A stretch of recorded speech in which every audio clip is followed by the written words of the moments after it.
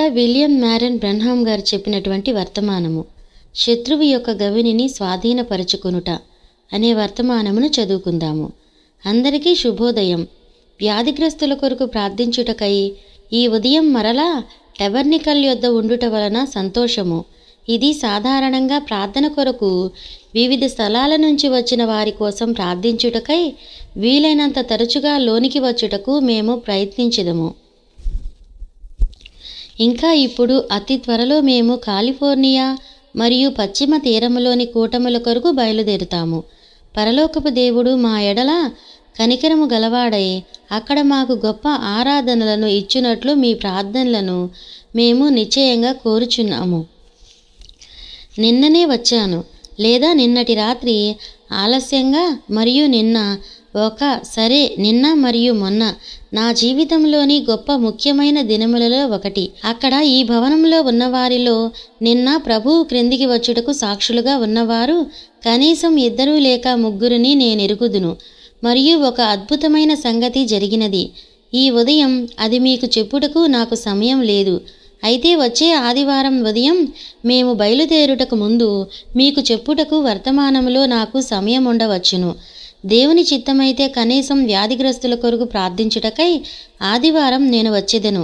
సాధ్యమైతే San Jose, కాలిఫోర్నియాలో జరుగు San Jose కూటమికి దాదాపు మధ్యాహ్నం మేము బయలుదేరవచ్చును. పశ్చిమ తీరంలో మీ జనులైన వారు ఉన్నట్లయితే అది నేనెంతో కాలంగా ఎదురు చూస్తున్న ఆ గడియ ఇదే కావచ్చునని మేము నమ్ముచున్నాము. నా పరిచర్యలో రాబోవు ఆ మార్పు మరియు అది ఎంతో సమీపముగా ఉన్నది. అది నిన్న జరగబోచున్నదని నేను అనుకుంటున్నాను. ఇక అది ఇప్పుడే జరుగునని నేను నమ్ముచున్నాను. మరియు ఇప్పటి వరకు మనము చూసిన లేక విన్న వాటన్నిటికీ అది అతీతంగా ఉండును. స్నేహితుడా, ఇప్పుడు నీవు గుర్తుంచుకో, అది యెహోవా ఈలాగు సెలవిచ్చుచున్నాడుగా ఉన్నది. అందుచేత ఏ క్షణమైనా అది రావచ్చునని మనము ఎదురుచూచుచున్నాము. ఇంకా మనం ఇప్పుడు ఈ కూటమిని వారు జాతర జరుగు మైదానంలో నిర్వహించుచున్నారు. అది నిజమని నేను నమ్ముచున్నాను కదా జీన్. కాలిఫోర్నియాలోని శాన్ హోజేలో జాతర మైదానంలో, మరియు అది 10 రోజుల కూటమి, 20 నుండి 29 వరకు శాన్ హోజేలో. ఇప్పుడు మమ్మల్ని జ్ఞాపకం చేసుకుని మా కొరకు ప్రార్థించుచూ ఉండండి. ఇప్పుడు వ్యాధిగ్రస్తుల కొరకు ప్రార్థించు మరియు వాక్యమును తీసుకుని వచ్చు పరిచర్యలు మొదలు పెట్టబోచున్నాము గనుక మనము సమయమునకు బయటికి వెళ్ళినట్లయితే మనకు దాదాపు 1.5 గంటల వ్యవధి ఉన్నది. ఈ ఉదయం మాట్లాడుట కొరకు లేఖనములోని ఒక భాగమును బైబిల్ నుండి 2 చోట్లను ఎన్నుకున్నాను. కానీ మనము మాట్లాడుటకు ముందుగా ప్రార్థన నిమిత్తమై ఒక క్షణము తలలు వంచుదాం. అత్యంత దయామయుడవైన దేవా, అయోగ్యులైన పిల్లలుగా దీనంగా ఈ ఉదయం మేము మీ కృపా సింహాసనమును సమీపించుచున్నాము. అయితే మాకు ఇవ్వబడిన పరిశుద్ధాత్మ ద్వారాను మరియు మాతో నిత్యము ఉండు ఆయన సన్నిధి ద్వారాను దేవుని ఎడల కల్తీ లేని విశ్వాసముతో వచ్చుచున్నాము. మరియు మేము దీనంగా వచ్చి ఆయన నామములో ఏది అడిగినను మా అభ్యర్థన మాకు అనుగ్రహించబడునని ప్రభువైన యేసు చేసిన వాగ్దానము ద్వారా వచ్చుచున్నాము. అందువల్ల మేము మా సొంత యోగ్యతల వైపు వెనక్కి చూచుటలేదు, ఎందుకంటే మాకలాంటివేవీ లేవు. అయితే దేవుని యొక్క కుమారుని ద్వారా కృప మాకు ఉచితంగా ఇవ్వబడిన కల్వరి యొక్క యోగ్యతల వైపు చూచుచున్నాము. యోగ్యత లేని జనమైన మమ్ములను దేవునికి ఎంతో సమీపముగా తీసుకొని వచ్చుటకు, ఏకంగా ఆయనతో సంబంధం కలిగి ఉండునట్లు చేయుటకు ఆయన కృప ద్వారా కల్వరి యొద్ద ఆయన మా కొరకు చేసిన దానిని గురించి తలంచినప్పుడు మా కంఠముల నుండి జారు కన్నీటిని మేము పట్టి ఉంచలేము. ఇప్పుడు మేము ఆయనకు కుమారులము కుమార్తెలమై ఉన్నాము. ప్రభువా, మమ్మల్ని మేము సమర్పించుకొనుట కొరకు, పరిచర్య కొరకు, మా పాపములను ఒప్పుకొనుట కొరకు, ఇంకా దివ్యమైన ఆరాధనలో ఈ చిన్న కప్పు క్రిందకు మేము వచ్చుచున్నాము.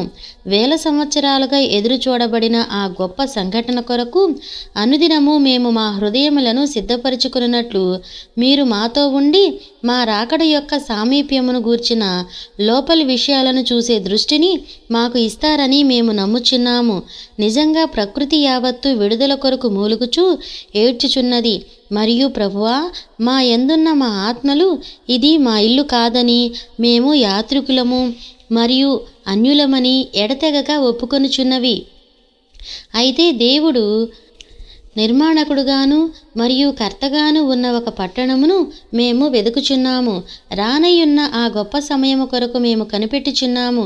ప్రభువా, ఈ కూడికలలో మేము ఇక్కడ కూడుకున్నప్పుడు రోగులు మరియు వ్యాధిగ్రస్తులైన మీ బిడ్డల గురించి ప్రార్థించుటకై శ్రద్ధ వహించుదుము. ఇంకా మా మధ్య ఉన్న రోగులను మరియు వ్యాధులను స్వస్థపరచుటకై చాలా ప్రత్యేకమైన ఒక రీతిలో మమ్ములను మీరు సంధించమని అడుగుచున్నాము.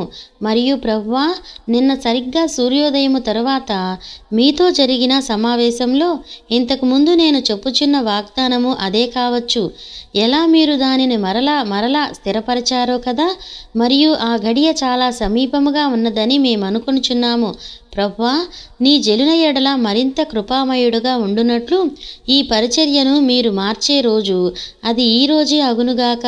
మరియు తండ్రివైన దేవా, ఇప్పుడు మేము ఇక్కడున్న వీరి కొరకు మాత్రమే ప్రార్థించుటలేదు గాని ఆత్మీయముగాను మరియు శారీరకముగాను అవసరత కలిగియుండి లోకమందంతటా వ్యాపించి ఉన్న వారి కోసము ప్రార్థించుచున్నాము.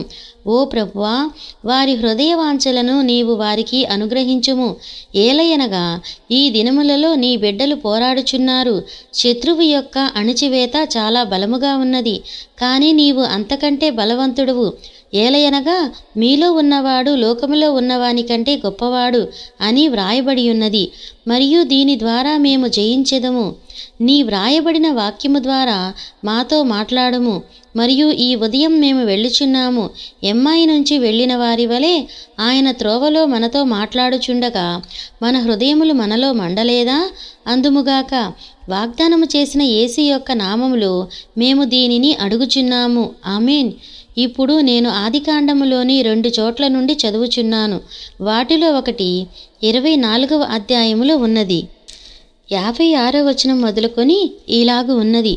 అప్పుడతడు, యెహోవా నా ప్రయాణమును సఫలము చేసిన గనుక నాకు తడవు కానీయక నన్ను పంపించుడి. నా యజమానుని యొద్దకు వెళ్ళదనని చెప్పినప్పుడు వారు ఆ చిన్నదాన్ని పిలిచి ఆమె ఏమనునో తెలుసుకొందుమని చెప్పుకొని రెబ్కాని పిలిచి, ఈ మనుషునితో కూడా వెళ్ళదవా అని ఆమెను అడిగినప్పుడు వెళ్ళదనను. కాబట్టి వారు తమ సహోదరి అయిన రిబ్కాను, ఆమె దాదీని, అబ్రహాము సేవకుని, అతనితో వచ్చిన మనుషులను సాగనంపినప్పుడు వారు రిబ్కాతో, మా సహోదరి, నీవు వేలకు తల్లివగుదువుగాక. నీ సంతతి వారు తమ పగవారి గవినిని స్వాధీనపరుచుకొందురుగాక అని దీవించిరి. మరియు ఆదికాండం 22వ అధ్యాయంలో 15వ వచనం నుండి ఈలాగు చదువుచున్నాము. యెహోవా దూత 2వ మారు పరలోకము నుండి అబ్రహామును పిలిచి ఇట్లనెను, నీకు ఒక్కడే అయ్యున్న నీ కుమారుని వెనుతీయక ఈ కార్యము చేసినందున నేను నిన్ను ఆశీర్వదించి ఆకాశ నక్షత్రముల వలె సముద్ర తీరమందలి ఇసుకవలెను నీ సంతానమును నిశ్చయముగా విస్తరింపజేసెదను. నీ సంతతి వారు తమ శత్రువుల గవినిని స్వాధీనపరుచుకొందురు. మరియు నీవు నా మాట వినినందున భూలోకములోని జనములన్నీయు నీ సంతానము వలన ఆశీర్వదింపబడును. నా తోడని ప్రమాణము చేసియున్నానని యెహోవా ఈలాగు సెలవిచ్చెను. ఇప్పుడు చదవబడిన ఆయన మాటలకు ప్రభువు తన దీవెనలను జతచేయునుగాక. దీనిని ఒక పాఠముగా పిలవాలంటే ఈ ఉదయం నా అంశము వాగ్దానము చేయబడిన గవినికి ముందు పరీక్షించుట. ఇప్పుడు నేను శత్రువు యొక్క గవినిని స్వాధీనపరుచుకొనుట అనే అంశమును తీసుకొనగోరుచున్నాను. అతడికి ఒక వాగ్దానమునిచ్చినందున దేవుడు ఆ పెతరుని పరీక్షించుచుండెను. మరియు దేవుడు వాగ్దానం చేసినప్పుడు ఆయన చెప్పిన దానిని లేక ఆయన వాగ్దానం చేసిన దానిని నెరవేర్చుటకు ముందు ఆ వ్యక్తి ఆ వాగ్దానమునకు యోగ్యుడని ఆయన నిశ్చయత కలిగియుండగోరును. కావున అతని సంతతి ద్వారా లోకమంతా దీవించబడునని అబ్రహామునకు వాగ్దానము చేయబడెను. అతడొక కుమారుని కనుననియు మరియు ఈ కుమారుని నుండి లోకమంతటిని దీవించి ఒక సంతతి వచ్చుననియు మరియు అతనికి వాగ్దానము ఇవ్వబడినప్పుడు అబ్రహాము 75 ఏళ్ల వృద్ధుడు మరియు అతని భార్య అయిన శారా 65 ఏళ్ల వృద్ధురాలు. అయితే అబ్రహాము దేవుని యొక్క వాగ్దాన విషయమై అవిశ్వాసము చేత త్రొట్టుపడక దేవుని స్తుతించుచు బలముగా ఉండెనని బైబిల్ చెప్పుచున్నది. మరియు దేవుడు పర్యాయము వెంబడి పర్యాయము అతడిని పరీక్షించెను. అయితే ఆ ఆశీర్వాదం నెరవేరుటకు మునుపు అతడు ఆ చివరి పరీక్ష యొద్దకు వచ్చెను. అబ్రహాము సంతతి అంతటి విషయములో అది ఆ విధముగానే ఉండును. సరిగ్గా ఆ వాగ్దానమునిచ్చుటకు ముందు దేవుడు మనకు ఆ చివరి పరీక్ష పెట్టును. ఒకవేళ సాధ్యపడితే ఇక్కడ నేనొక విషయాన్ని వ్యక్తిగతంగా చెప్పగోరుచున్నాను, కానీ దానిని నేను అట్టి పెడతాను. దాని విషయంలో నువ్వు ఎలా స్పందిస్తావో చూడటానికైనా ఆ ఆఖరి పరీక్ష. మరియు ఆయన అబ్రహామునకు ఈ పరీక్ష ఇచ్చినప్పుడు అతడు మొదలుపెట్టినప్పుడు ఎంత నమ్మకముగా ఉన్నాడో అంతే నమ్మకముగా ఉండుటను అతడు కనుగొనెను. స్వస్థత విషయమైన ఆయన వాగ్దానమును తీసుకొనుచున్న మనము ఇక్కడ నిల్చుని దానిని స్వీకరించినప్పుడు ఉన్నంత నమ్మకముగా ఉన్న ఎడల అది ఎలాంటి దీవెనగా ఉండునో కదా. డాక్టర్ ఏమి చెప్పినా సరే అంతే నమ్మకముగా నిలబడుట. మరియు తన ఏకైక కుమారుని అట్టి పెట్టుకొనక అతడు దీనిని చేసినప్పుడు తన సాక్ష్యమును నాశనము చేయునట్టి కత్తిని ఇస్సాకు ఛాతీలోనికి దూయబోయినప్పుడు తనకు తెలిసిన తను ఎరిగియున్న భూమి అందంతటా తానొక కుమారుని కనబోచున్న అతడు సాక్ష్యమిచ్చెను. మరియు ఆ కుమారుడు వచ్చినప్పుడు వెనక్కు వెళ్ళి అతని సాక్ష్యము నెరవేరుటకు ఉన్న ఏకైక ఆశను నాశనము చేయమని అతడికి చెప్పబడెను. దేవుని యందు అతనికి గల విశ్వాస విషయంలో అతడు విధేయుడుగా ఉండుటను దేవుడు చూసినప్పుడు దేవుడు పరలోకము నుండి చూసి నా తోడని ప్రమాణము చేసి ఉన్నాడు. నిన్ను దీవించి విస్తరింపజేసెదను మరియు నీ సంతతి శత్రువు యొక్క గవినిని స్వాధీనపరుచుకొనును అని చెప్పెను. ఏమి వాగ్దానము! మరియు ముందుగా చెప్పబడిన వాగ్దానము చేయబడిన ఎదురు చూడబడిన ఈ కుమారునికి తల్లిగా ఉండవలసిన రిబ్కా ఆమె ఎన్నడూ ఎరుగని క్రొత్త మనుష్యుని విషయమై ఆఖరి పరీక్షకు పిలువబడినప్పుడు పరిశుద్ధాత్మ పనిచేయుటకు ఆమె మాత్రమే చూసింది, లేదా పరిశుద్ధాత్మను పనిచేయుటకు మాత్రమే ఆమె చూసింది. మరియు ఆమె ఎన్నడూ ఎరుగని మనుష్యునికి భార్య యొగుటకు ఈ క్రొత్త మనిషితో ఆమె వెళ్ళవలెనా అని ఆమె తల్లిదండ్రులు పూర్తిగా నిర్ణయించలేకపోయినప్పుడు ఆమె ఆఖరి పరీక్ష యొద్దకు తీసుకుని రాబడింది. మనము ఆ చిన్నదానిని పిలిచి ఆమెనే అడుగుదుము, ఆమె వెళ్ళునా అనునది ఆమె నోటి నుండియే తెలుసుకొందుము, అవును లేక కాదు. దేవుని యొక్క సంతతి అంతటి యొద్దకే అది ఆ విధంగా తీసుకుని రాబడును. అది నీ నోటి నుండి రావలసి ఉన్నది. దేవుడు నీ యొద్ద నుండి వినగోరుచున్నాడు. కనుక ఆమె పరీక్షించబడినప్పుడు ఆమె ఒక క్షణం కూడా మొహమాట పడలేదు. నేను వెళ్తాను అని ఆమె చెప్పింది. అది నాకు నచ్చింది. నా మనస్సును సిద్ధపరచుకొననిమ్ము, దానిని అధ్యయనం చేయనిమ్ము. కాదు, ఆమె పూర్తిగా ఒప్పించబడినది. దేవుడు ఆ జనులనే ఉపయోగించుకొనగలడు. దేవుడు తన వాగ్దానమును నెరవేర్చునని నీవు పూర్తిగా ఒప్పించబడినప్పుడు నేను వెళ్ళదనని చెప్పింది. మరియు అప్పుడు ఆమె జనులు ఎంతటి అభిషేకము కలిగి ఉన్నారంటే బహుశా అది వారెరుగరు. కానీ ఈ అందమైన యూదా బాలికను ఒంటెనెక్కించి ఒక క్రొత్త దేశములోనికి క్రొత్త ప్రజల మధ్యకు పంపించుచుండగా తమ సహోదరియు తమ కుమార్తెయు అయిన ఆమెపై తమ చేతులుంచి ప్రవచించిరి. కానీ వారిలో ఏదో ఒకటి ఉన్నది, నీ సంతతి తమ శత్రువు గవినిని స్వాధీనపరుచుకొందునుగాక, నీవు వేలవేలకు తల్లివగుదువుగాక అని వారన్నారు. అయితే ఈరోజు ఆ జాతి జనులు మరియు దేవుని యొక్క ప్రజలు సముద్రము నుండి సముద్రము వరకు లోకమందంతటా విస్తరించి ఉన్నారు. మరియు ఆ పునరుద్ధానములో వారు ఆకాశ నక్షత్రముల వలె నుందురు. ఆకాశము గుండా వెళ్ళుచు తమ స్థానమును తీసుకొను ఆ కాంతివంతమైన వెలుగుల వలె. మరియు వారు చిన్నప్పుడు వారు సముద్రము వలె లేక సముద్ర తీరమందలి ఇసుక వలె నుందురు. వారు 100 కోట్ల కొలది యుందురు. నీ సంతతి తన శత్రువు యొక్క గవినిని స్వాధీనపరుచుకొనును. అది దేవుడు ఒట్టుపెట్టి చేసిన వాగ్దానము. అబ్రహాము యొక్క సంతతి అంతటా వారు ఆ శరీరములో భాగము గనుక ఆ తల్లి కూడా ఆ కుమారునిలో భాగమని ఆయన తన పరిశుద్ధాత్మ ద్వారా చూసి ఈ జనుల ద్వారా పనిచేయుచున్న ఆ పరిశుద్ధాత్మ అప్పుడు అతడు నీ సంతతి శత్రువు గవినిని స్వాధీనపరచునుగాక అని చెప్పెను. అటుపై ఆయన శత్రువు గవినిని స్వాధీనపరచుకొనునని దేవుడు ప్రమాణము చేయుట అప్పుడు సజీవ దేవుని యొక్క సంఘాన్ని అది ఏ స్థితిలో ఉంచుతుంది? మనము క్రీస్తునందు చనిపోయి ఉండుట వలన మనము అబ్రహాము సంతతియే ఉన్నాము. మనము అబ్రహాము సంతతిని సంతరించుకొనిన వారమై ప్రమాణము చేయబడిన అదే వాగ్దానమునకు అతడి తోడి వారసులము. మనము అబ్రహాము సంతానమై అతనికియ్యబడిన ప్రతి వాగ్దానమునకు వారసులమై ఉన్నాము. కానీ పరీక్షలు వచ్చినప్పుడు మనము విఫలమగుదుమని అక్కడే. అయితే అబ్రహాము యొక్క నిజ సంతతి విఫలమగునని నేను నమ్ముటలేదు. వారును అబ్రహాము నిలిచినంత ధైర్యముగాను విధేయులముగాను నిలుచుదుము. దానిని నెరవేర్చుటకు తప్ప దేవుడు ఏది చెప్పజాలడని లేక ఏ వాగ్దానము చేయజాలడని ఇప్పుడు మనం చూస్తున్నాము. దేవుడై ఉండుటకు దానిని ఆయన చేయవలసి ఉన్నది. ఏళ్లు గడిచిన తర్వాత అదే జనులు, వాగ్దానము చేయబడిన ఆ ప్రజలు, అబ్రహాము సంతతి వారు ఒక వాగ్దాన దేశములోనికి ప్రయాణమై వెళ్ళుచుండగా ఒక గవిని వారికి విరోధముగా ఎదురు నిలిచెను. మరియు అతడు తన సొంత సహోదరుడైన మోయాబు, నీవు నా దేశమును దాటి వెళ్ళవు, నీవు నా దేశమును దాటి వెళ్లకుండా నేను చూస్తాను అని అతడన్నాడు. మా ఆవులు నీ గడ్డిని తిన్న ఎడల లేక అవి నీ నీటిని త్రాగిన ఎడల మేము నీకు వాటి వెల చెల్లించెదమని ఇతడన్నాడు. కాని అతడు, నీవు ఈ దేశమును దాటవన్నాడు. అయితే దేవుని వాగ్దానము నెరవేరినది. అయితే వారు వెళ్ళి ఈ ప్రజలను శపించుట కొరకు తమ ప్రవక్త అయిన బిలామును అక్కడికి తీసుకుని వచ్చారు. మరియు అతడిలా అన్నాడు, వాగ్దాన సంతతిలోని నీచ భాగాన్ని అతడికి చూపించుటకు వారు ప్రయత్నించారు.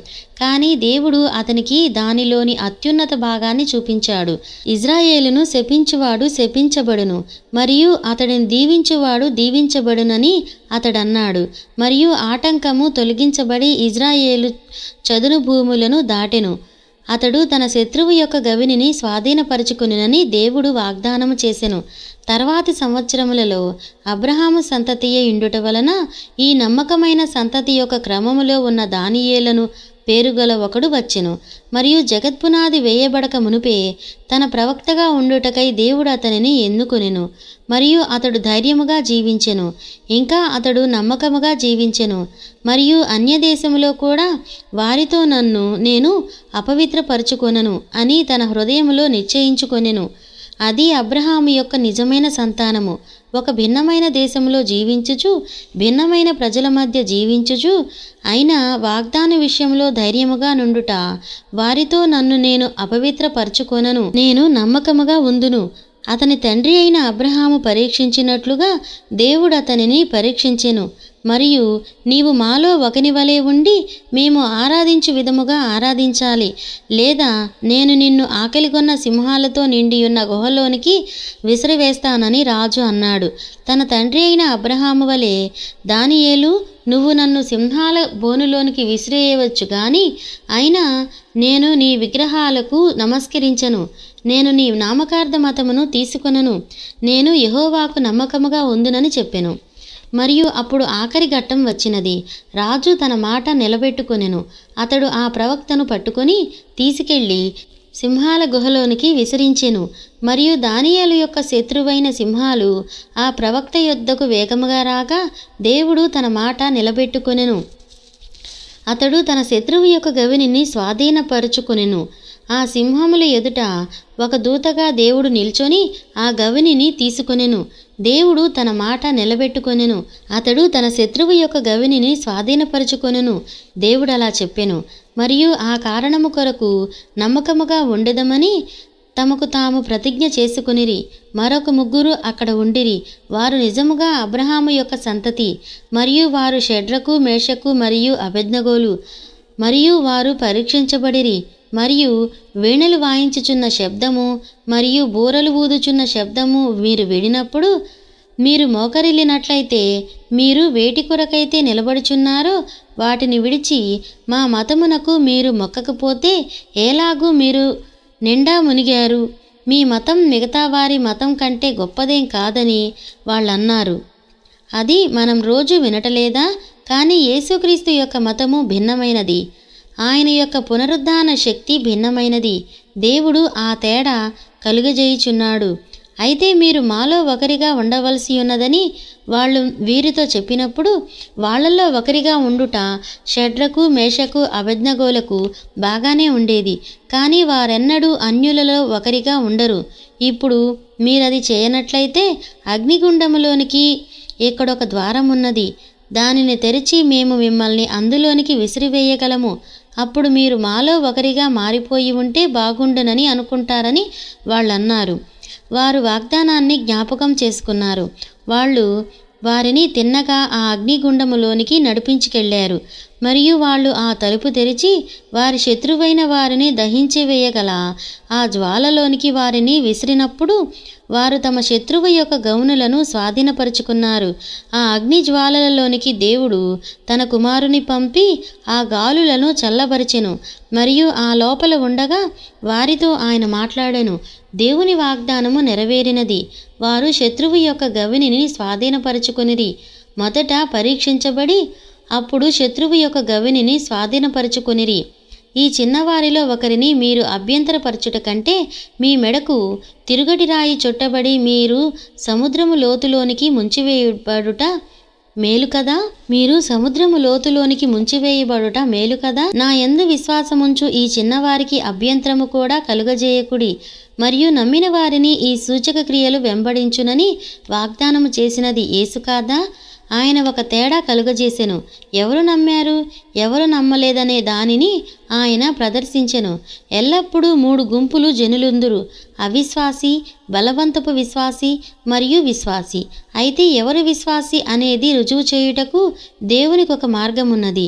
విశ్వాసి దేవుడు నిజమని చెప్పిన దానిపైన స్థిరముగా నిలబడును. అవును, ఒక చరమాంకమునకు వచ్చినప్పుడు, అంటే ఆఖరి ఘట్టమునకు వచ్చినప్పుడు తిష్బీయుడైన ఆ ఏలియా ఇంకా దేవుని కొరకు జీవించువాడు దేశములో తానొక్కడే ఉన్నాడనుకొనెను. మరియు రాజు అతనిపై వేద్యమాడదలచెను. వారతనిని వేధించిరి. మరియు రంగులు పూసుకున్న యెజబెలు అను పేరుగల ఆ చిన్నరాణి అతడి ప్రాణము తీయజూసెను, బెదిరించెను. మరియు అతడు చివరి ఘట్టమునకు వచ్చినప్పుడు ఏలియా శత్రువు యొక్క గవినిని స్వాధీనపరుచుకొనెను. మరలా దేశమంతటిని తిరిగి దేవుని వైపునకు త్రిప్పెను. దేవుడు తన వాగ్దానమును నిలుపుకొనెను. అబ్రహాము సంతతి అయిన ఈ రాజసంతానపు క్రమమునకు చెందిన మోషే ఇజ్రాయేలు సంతతిని విడిపించుటకు ఐగుప్తునకు పంపబడినప్పుడు అతడు చేయుటకు మరియు భూమిని కొట్టుటకు కప్పలను, ఈగలను, చీకటిని, వడగండ్లను, వర్షమును, అగ్నిని కలుగజేయుటకు దేవుడు అతనికి సూచనలను, అద్భుతములను ఇచ్చెను. మరియు ఈ అద్భుతములన్నీ చేసిన తరువాత అతడు యెహోవా యొక్క హస్తముతో వారిని బయటకు నడిపించినప్పుడు వాగ్దాన దేశమునకు అతనికి మధ్య ఒక గవిని అడ్డొచ్చిన కాలమొకటి వచ్చెను. మార్గంలో అడ్డంగా ఎర్ర సముద్రం ఉండెను. వారు ఫరో సైన్యమునకు, పర్వతములకు, ఎడారులకు మరియు ఎర్ర సముద్రమునకు మధ్యన చుట్టబడిరి.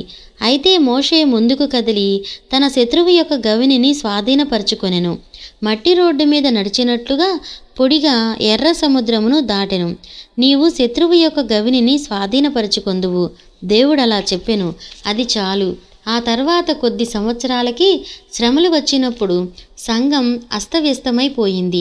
ఏదైనా ఒకటి జరగాల్సినట్లుగా జరగకపోతే ఒక సంఘంలోని ప్రజలు అలా అవ్వటం చాలా సులువు. దేవుడు దానిని అలా చేస్తాడు. దేవుడు సంఘంలోనికి ఉద్రిక్తలు తీసుకొస్తాడు. ఏలయనగా దేవుని యొద్దకు వచ్చు ప్రతి కుమారుడు శోధించబడి, రుజువు చేయబడి, పరీక్షించబడవలెను. వ్యాధి నిన్ను మొత్తుటకు ఆయన అనుమతించును.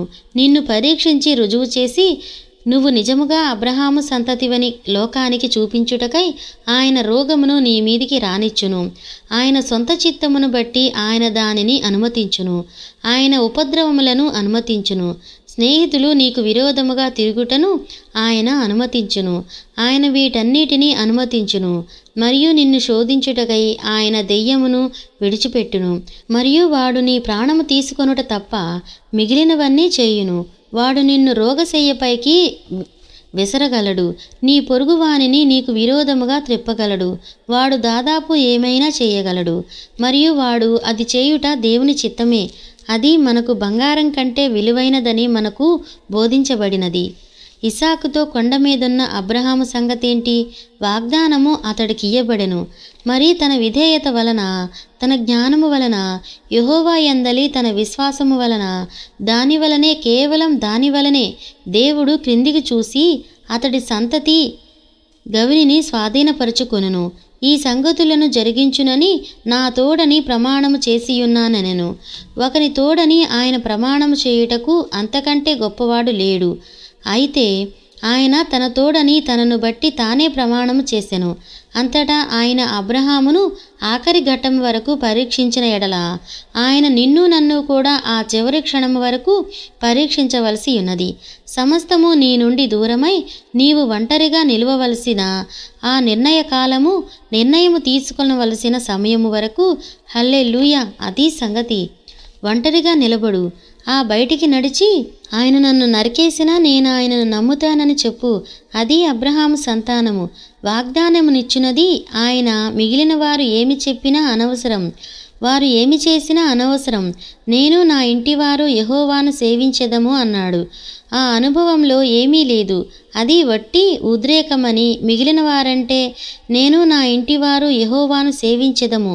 సరిగ్గా ఇక్కడే నేను పౌలు తరపున నిలబడి మతభేదమనబడిన ఈ మార్గముననే నేను మన పితరుల దేవుని ఆరాధించుచున్నానని చెప్పగోరుచున్నాను. సంఘములోనికి ప్రగల్భాలు పలికేవారు వచ్చినప్పటికీ, సంఘములోనికి వక్రీకరించువారు వచ్చినప్పటికీ, అన్ని రకాల అబద్ధ ప్రవక్తలు ఉన్నప్పటికీ, సంఘములోని జనుల మధ్యకు ప్రతి విషయము వచ్చినప్పటికీ, మరియు పొరుగున ఇంకా ప్రతి విషయంలో కానీ నేనును నా ఇంటివారు ప్రభువును సేవించెదము. వారందరం రావటం మానివేసిన, సంఘం చల్లపడి జడలమైపోయినా నేను నా ఇంటివారు మేము ప్రభువును సేవించెదము. ఒకరికొరకు ప్రార్థన చేయబడి స్వస్థపడకపోయినను దానితో దీనికేం సంబంధం లేదు. ఎందుకంటే నేను నా ఇంటివారు యెహోవాను సేవించెదము. ఆ పరీక్షలు మరియు శ్రమలు మనుషులు తప్పిపోని వారు కాదు, కానీ దేవుడు తప్పు చేయడు. మనిషి నీవొక మనిషిపై నీ దృష్టి నుంచుము, అతడు తప్పు చెయ్యును. ఉద్దేశపూర్వకముగా కాకపోవచ్చును, కానీ అతడు అది చెయ్యును. నీ విశ్వాసమును మనిషి నుండి విదిలించి వేయబడుటకై అతడు అలాగు చేయుటకు దేవుడు అనుమతించును. మన విశ్వాసము మనిషి యొక్క జ్ఞానమందు లేదు గాని యేసుక్రీస్తు యొక్క పునరుద్ధాన శక్తి యందున్నది. అబ్రహాము యొక్క నిజ సంతానము తన వాగ్దానమును అక్కడే విశ్రమింపజేయును. ఎందుకంటే పరిశుద్ధాత్మను పొందినప్పుడు మాత్రమే వారు అబ్రహాము యొక్క సంతతి కాగలరు.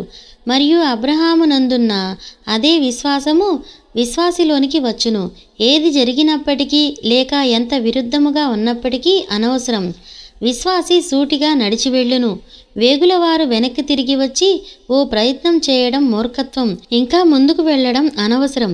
ఎందుకంటే అక్కడున్న ఆ జనులు ఉన్నత దేహులు, వారికి గొప్ప ప్రభుత్వములున్నవి మరియు వారికి ఈటెలున్నవి. అంతెందుకు, వారి ప్రక్కన మనం మిడతల వలె అగుబడుచున్నాము అన్నారు.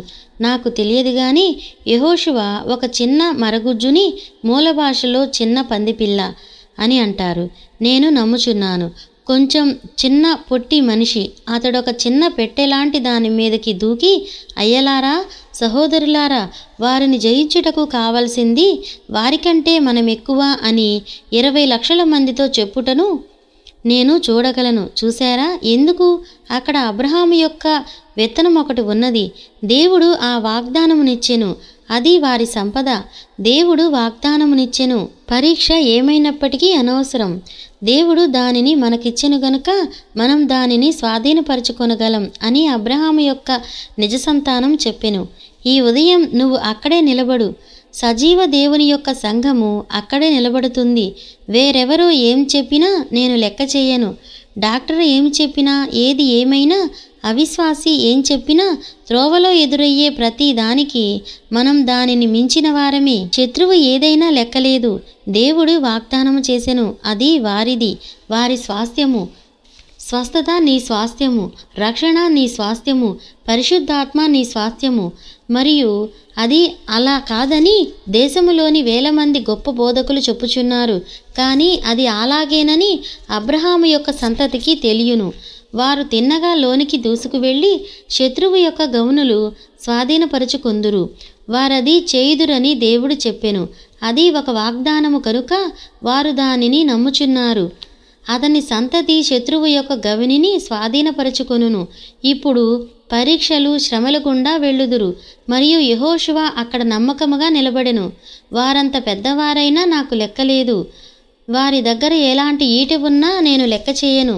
వారి పట్టణముల గోడలు ఎంత ఎత్తున్నా, అది ఎంత గొప్పదైనా, ఆ ద్వారము దేవుని బిడ్డల యొక్క సంతతి చేత స్వాధీనపరచుకొనబడునని మన వాగ్దానము.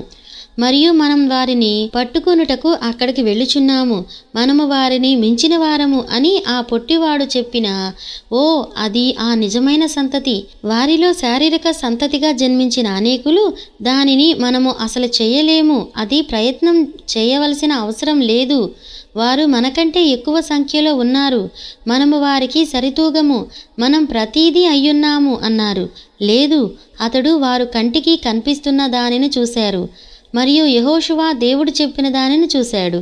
అబ్రహాము యొక్క సంతతి భౌతికమైన సంగతులలో దేనిని చూడదు, వారు ప్రభువు చెప్పిన దానిని చూచెదరు. అదే వాగ్దానము. అబ్రహాము భౌతికమైన వాటిని చూసిన ఎడల ఏమగును? 100 ఏళ్ల వయసున్న ఆ స్త్రీని ఆమెకు 90 మరియు 100 ఏళ్ల వయసున్న తనను చూసుకొనిన ఎడల, మరియు ఆమె ఒక చిన్న బాలికగాను అతడు ఒక చిన్న బాలునుగాను ఉన్నప్పటిక నుండి ఆమెతో జీవించిన సంతతి కలగలేదు. అతడు ఆ సంగతులను చూడలేదు, అవి లేనట్లుగానే అతడు చూసెనని అతడు చెప్పెను. ఏలయనగా అతడు దేవుడు చెప్పిన దానిని మాత్రమే చూసెను. అబ్రహామా, నేను నిన్ను దీవించి శారా ద్వారా నీకొక సంతానమునిచ్చెదను. మరియు అతడు దానిని నమ్మెను. నీవు ప్రత్యర్థి వైపు చూడొద్దు, మనము దేవుడు చెప్పిన దానిని చూచెదము. దేవుడు దానిని చెప్పాడు, అది చాలు. అయితే యోర్దాను యొద్దకు వచ్చినప్పుడు, యెహోషువ సైన్యాధిపతిగా నియమించబడినప్పుడు వారు నీటి ఒడ్డునకు వచ్చి ఆవలనున్న యెరికోను చూడగలిగిన. అయితే యెహోషువ తన సైన్యమును సిద్ధపరచుకున్నప్పుడు వారి మార్గములో ఒక గవిని ఉండెను, మరియు ఆ గవిని పేరు యోర్దాను. అయితే దేవుని వాగ్దానము ప్రతి గవిని యొద్ద చెల్లును. అది ఏ ద్వారమైనప్పటికీ దేవుని వాగ్దానము నిజమగును, నెరవేరును. అతడు తన శత్రువు యొక్క గౌనులను స్వాధీనపరచుకొనును, అది చాలు. ఆ ఉదయం అతడు యోర్దాను యొద్దకు వచ్చినప్పుడు బహుశా దెయ్యము ప్రతి చోట తుఫాను మేఘాలు కమ్మింపజేసియుండును. ఆ పెద్ద పాత బురద నీరు దొర్లుకుంటూ వచ్చియుండును. ఒక వరద వలన పొలములు తుడిచిపెట్టుకుపోయి ఉండునని నేను నమ్మబోచున్నాను. కానీ యెహోషువ, మీరు దేవుని మహిమను చూచెదరు, సిద్ధపడుడి అని చెప్పెను. మరియు వారు తమను తాము పరిశుద్ధపరచుకొని సిద్ధపడిరి. సమస్తమును విరోధముగా అగుబడు సమయములో సిద్ధపడుట. అయితే వారు, నేను అతనికి గవినిని ఇచ్చెదను అని దేవుడు ప్రమాణము చేసినట్టి అబ్రహాము సంతతి వారు. అతడు యోర్దాను యొద్దకు వచ్చెను, అది అతడి గవినిని అతడు స్వాధీనపరచుకొనును. ఒకానొక ఉదయం నేను కూడా ఆ చివరి గవిని యొద్దకు రావలసి ఉన్నది, నేను కూడా యోర్దాను యొద్దకు రావలసి ఉన్నది. అయితే అబ్రహాము సంతతిని గవినిని స్వాధీనపరచుకొనును. అది ఏమైనప్పటికీ అతడు శత్రువు యొక్క ప్రతి గవినిని స్వాధీనపరచుకొనును. వారందరూ గొప్ప మనుషులు, వారు క్రమములో చనిపోయిరి. అయితే చివరికి ఒక రోజున యూదా బెత్లెహేములో ఆ రాజసంతానము పుట్టెను. మిగిలిన వారందరూ ఈ సంతానము యొక్క ఛాయలు. ఈ రాజసంతానము ఒక మనుషుని వలన జన్మించలేదు గాని ఆయన ఒక కన్యక ద్వారా జన్మించెను. మరణమును పాతాళమును జయించు శక్తిని తన నరములలో కలిగియుండెను. దేవుడు ఒక వాగ్దానము చేసెను. ఒక సాధారణ మానవుడు దానిని చేయలేడు, కానీ దేవుడు ఒక వాగ్దానము చేసినట్లయితే కొన్ని నిమిషముల క్రితం అబ్రహాము ఎదుట ఉన్న అదే దేవుడాయన యెహోవా ఈరే గవినిని స్వాధీనపరచుకొనుటకు ప్రభువే మార్గమేర్పరచును. దానిని మనం ఎలా చేయబోతున్నాం? యెహోషువ చనిపోయిను, మోషే చనిపోయిను, వారిలో మిగిలిన వారందరూ చనిపోయిరి. కానీ దేవుడు అతడు శత్రువు యొక్క గవినిని స్వాధీనపరచుకొనునని చెప్పెను. అతడు మరణమును ఎలా స్వాధీనపరచుకొనబోచున్నాడు? పనులు చేయుటకు ఆయన ఒక మార్గం ఉన్నది. అతడు తన శత్రువు యొక్క గౌనులను స్వాధీనపరచుకొనును. ఆ రాజసంతానము జన్మించెను. మనవలే ప్రతి విధముగాను అతడు శోధించబడెను. మీరు శోధించబడవలసిన విధమేమనగా, మీరు శోధింపబడవలసిన విధముగానే ఆయన కూడా ఉండెను. ఆయన పరిశుద్ధాత్మను పొందిన తరువాత వెంటనే ఆ దెయ్యము ఆయనను తీసుకుని 40 దినములు 40 రాత్రులు ఆయనను శోధించుటకై అరణ్యమునకు కొనిపోయెను. మరియు ఆయన బయటికి వచ్చినప్పుడు, ఆయన మరణించినప్పుడు వాళ్ళు ఆయన చేతులలో మేకులు కొట్టి ఆయన ముఖముపై ఉమ్మివేసిరి. ఆయన ప్రతి రోగమును అనుభవించెను. అయితే ఆయన ఈ భూమిపై ఉన్నప్పుడు తాను రోగమును జయించగలనని ఆయన రుజువు చేసెను. పేతురు యొక్క భార్య యొక్క తల్లి జ్వరముతో ఉన్నప్పుడు ఆయన ఆమె చేతిని ముట్టగా ఆ జ్వరము ఆమెను విడిచి వెళ్ళెను. ఆ గవిని యొద్ద కుష్టువాడు, ఆ పరిశుద్ధుడను అపరిశుద్ధుడను నీ చిత్తమైతే నీవు నన్ను పూర్ణునిగా చేయగలవన్నప్పుడు నాకిష్టమే, నీవు పూర్ణుడు వగుదువని ఆయన చెప్పెను. ఆయన జయించి కుష్ఠరోగము యొక్క గవినిని స్వాధీనపరుచుకొనెను. ఆయన జ్వరములు గవినిని స్వాధీనపరుచుకొనెను. ప్రతి స్వభావము ఆయనకు లోబడునట్లు ఆయన చేసెను. ఆయన అబ్రహాము యొక్క సంతానమై ఉండెను. వాగ్దానము ఎవరికైతే చేయబడినో ఆ రాజసంతానము ఆయన వలనే అబ్రహామునకు మరియు అతడు మొదలుకొని రాజసంతానం వరకు ఇంకా ఆయన తర్వాత వారందరికీ దేవుడు వాగ్దానము నిజము. ఆయన వ్యాధిని జయించెను. ఆయన శోధనను జయించెను. శత్రువు ఆయన ముఖముపై ఉమ్మివేసి ఆయన చెంపపై కొట్టినప్పుడు ఆయన తన రెండవ చెంప చూపించెను. వారు ఆయన ముఖము నుండి గడ్డమును లాగి ఆయనపై ఉమ్మివేసినప్పుడు ఆయన తిరిగి వ్యసనపడలేదు. ఆయన శోధన యొక్క గవినిని జయించి దానిని స్వాధీనపరుచుకొనెను. అలా ఉండగా నా కోసం నన్ను అలా చెయ్యనివ్వదని నువ్వంటావు. అబ్రహాము యొక్క సంతానమా? అవునయ్యా, ఆయన దానిని నీ కొరకు జయించెను. మరియు ఆయన విసిగించబడినప్పుడు ఆయన తిరిగి కోపపడలేదు. ఆయన పరిహసించబడినప్పుడు ఆయన మౌనముగా వహించెను. ఆయన దెయ్యమని పిలువబడినప్పుడు ఆయన మౌనముగా వహించెను. ఆయనకు ఒకే పని ఉండెను, మరియు అది ఆ తండ్రి పని. ఆయన దానిని చేయుచు కొనసాగెను. ఆఖరికి వారాయనను ఒక శిలువ యొద్దకు తీసుకెళ్లారు. మృత్యువు ఆయనను ఎదుర్కొనవలసి వచ్చెను. వారిలో మిగిలిన వారందరూ సముద్రములను, ప్రకృతిని, సింహములను, అగ్నిని, ప్రతి దానిని జయించిరి, చావును తప్ప. అయితే తన మెదడులో, తన నరాల్లో చావును జయించే శక్తి మసులుతున్న ఒకడు ఇక్కడుండెను. కావున వారు ఆయన చేతులను తీసుకొని సాగదీసి మేకులతో ఆయనను ఒక శిలువకు కొట్టిరి. వారాయనను కొట్టి ఆయన ఎముకలు కనబడనట్లుగా చీర్చివేసిరి. అయితే ఆయన చేసినప్పుడు, వారు చేయగలిగినదంతా చేసినప్పుడు మరణం ఆయనను తాకి, ఇప్పుడు యెహోషువను స్వాధీనపరుచుకున్నట్లుగానే నేను నిన్ను స్వాధీనపరుచుకుంటాను, దానియేలును స్వాధీనపరుచుకున్నట్లుగానే నిన్ను స్వాధీనపరుచుకుంటాను. నేను నిన్ను మరణించున్నట్లు చేయుదును గనుక నేనిది చేయుదుననెను. మరియు సూర్యుడు తనను గూర్చి తాను సిగ్గుపడునట్లుగా ఆయన చనిపోయెను.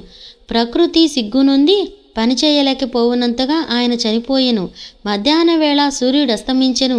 నక్షత్రములు బయటికి రాలేదు. మధ్యాహ్న వేళ నీ ఎదుటనున్న చేతిని నీవు చూడలేనంతగా ధాతవులు అంటే పంచభూతములు నల్లబడునట్లు ఆయన చనిపోయెను.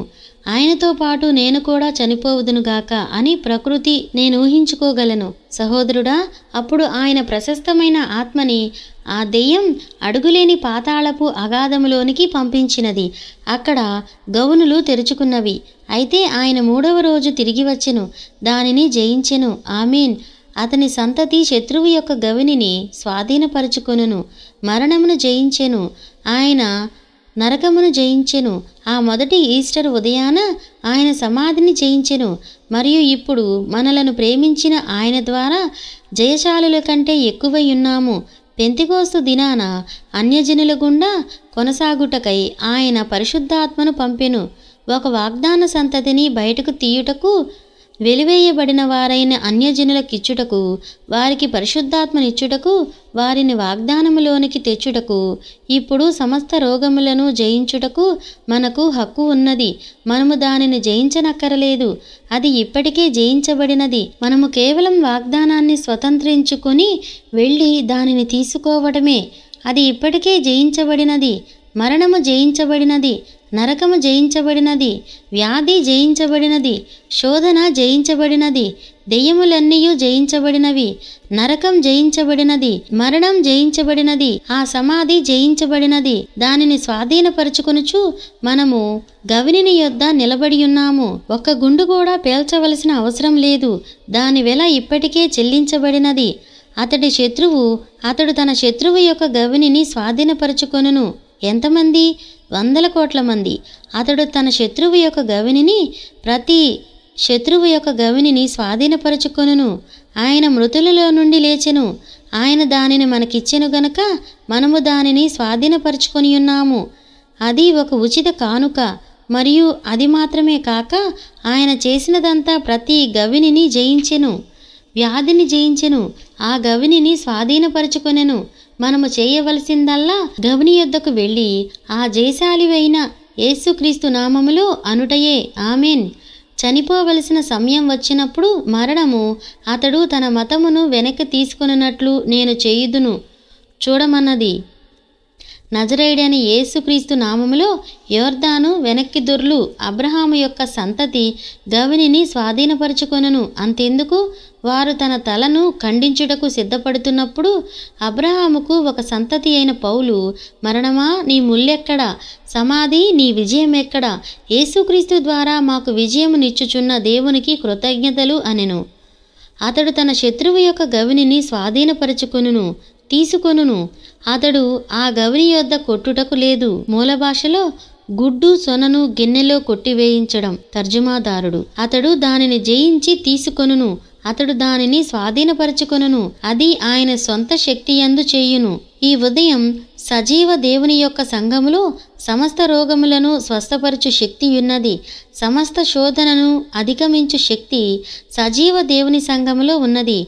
పాపమును మార్చి దానిని విసిరివేసి పరిశుద్ధాత్మ బాప్తిస్మము స్వీకరించు శక్తి ఈ ఉదయం సజీవ దేవుని యొక్క సంఘము స్వాధీనములో ఉన్నది. యేసుక్రీస్తు యొక్క సంఘములో నా నామములో మీరేది అడిగినను అది మీకు ఇవ్వబడును. కొద్ది కాలమైన తరువాత లోకము నన్నిక చూడదు, అయినా మీరు నన్ను చూచెదరు. ఏలయనగా నేను మీతో ఇంకా చెప్పాలంటే మీ యందు యుగాంతము వరకు ఉంటాను. ఏమిటి? ఆ రాజసంతతి నేను చేసిన క్రియలు మీరును చేసెదరు. నేను మీతో ఉన్నానని నేనే స్వయంగా రుజువుపరుచుకొందును. ఏలయనగా నమ్మిన వారిని ఈ సూచక క్రియలు వెంబడించును. అతడు అతని సంతతి తన శత్రువు యొక్క గవినిని స్వాధీనపరుచుకొనును.